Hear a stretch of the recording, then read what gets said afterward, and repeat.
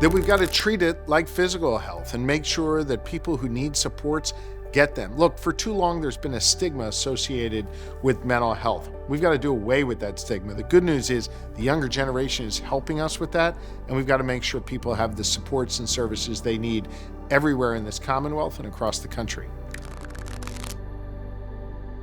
Because I hear from Pennsylvanians literally every day about the need for more supports in their communities. And I hear from a lot of young people about the need for more supports in their schools. I'll share a quick story with you.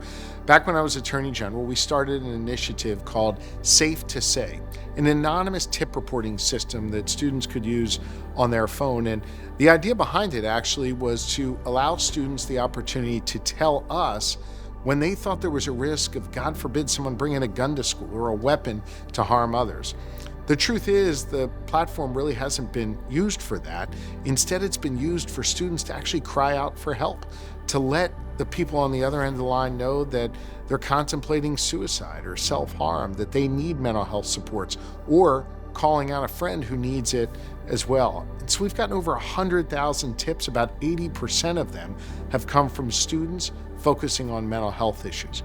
We may be the only state in the nation with student data-driven information that says we need more supports. It's one of the reasons why in my first budget as governor, we created a new $100 million line item just to allow schools to hire mental health professionals and provide mental health supports in their schools. This is critically important stuff, and we've got to get it done, especially for our kids.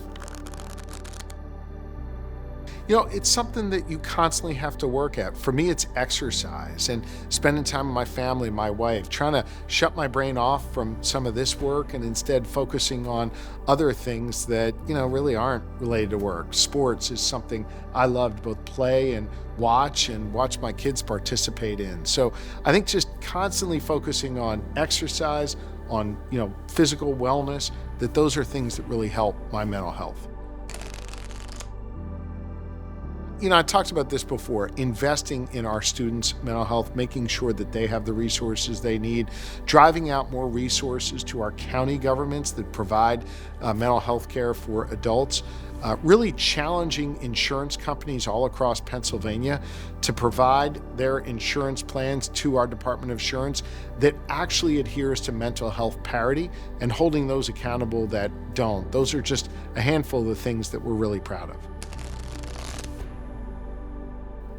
Look, I think we're off to a fast start when it comes to mental health in our schools, in our communities, but we've got to continue to fund those things. And I'm the only governor in the entire country that has a divided legislature. I've got a Senate led by Republicans, the House led by Democrats. So just getting them to agree on stuff requires a whole lot of work. And I want to continue to get them to agree to prioritize mental health here in Pennsylvania.